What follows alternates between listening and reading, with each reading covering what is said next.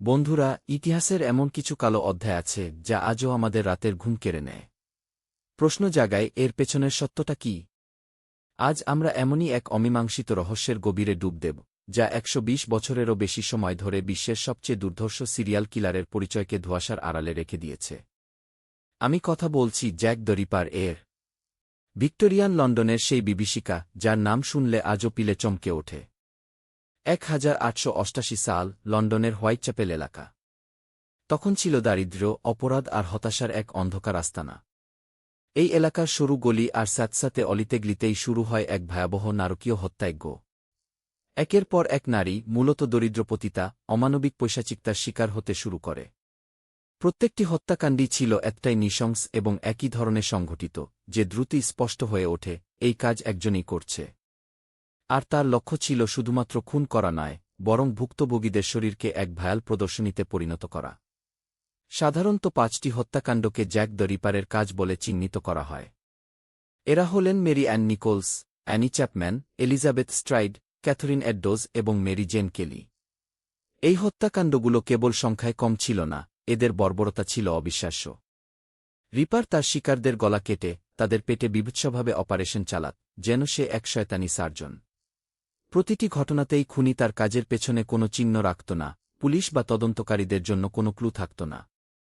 এই হত্যাকাণ্ডগুলো কেবল হোয়াইটচ্যাপেল নয়, পুরো লন্ডনকে এক ভয়াবহ আতঙ্কের চাদরে মুড়ে দিয়েছিল। পুলিশ এবং গোয়েন্দারা এই খুনিকে ধরার জন্য মরিয়া চেষ্টা করেছিল।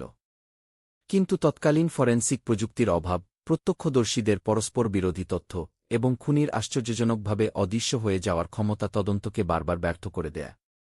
অসংখ্য চিঠি পুলিশ স্টেশনে আসত, যার কিছুতে খুনি নিজেই নিজেকে জ্যাক দ্য রিপার নামে পরিচয় দিত এবং তার পরবর্তী পরিকল্পনা সম্পর্কে ইঙ্গিত দিত।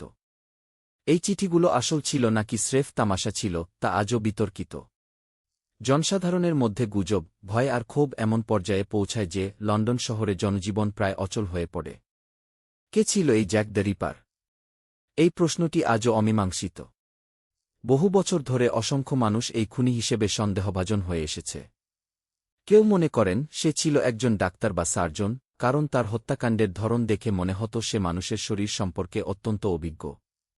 কেউ দাবি করেন সে হয়তো কোনো রাজপরিবারের সদস্য ছিল, যার কারণে তাকে আইনের আওতায় আনা সম্ভব হয়নি। আবার কেউ বলেন সে ছিল একজন স্থানীয় কাসাই বা একজন ভিক্টোরিয়ান যুগের কোনো ধনী ব্যবসায়ী। এমনকি কিছু থিওরি দাবি করে যে জ্যাক দ্য রিপার আসলে একজন নারী ছিলেন।